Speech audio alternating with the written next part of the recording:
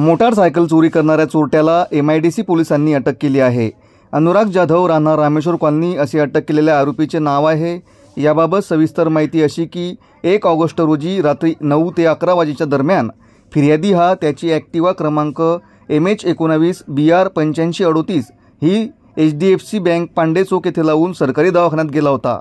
यावेळी कुणीतरी अज्ञात चोरट्याने मोटारसायकल चोरून नेल्याची घटना घडली होती। त्यानुसार MIDC पोलीस ठाण्यात अज्ञात चोरट्याविरोधात गुन्हा दाखल करण्यात आला होता।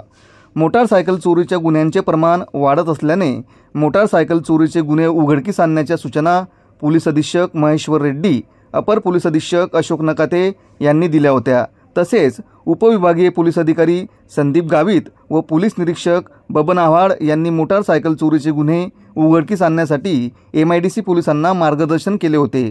त्यानुसार MIDC पोलीस ठाण्याचे पोलीस उपनिरीक्षक राहुल तायडे, सहाय्यक फौजदार Vijaysing Patil, police Naik Pradeep Chaudhari, police constable Vishal Kodi अशांचे पथक नेमण्यात आले होते।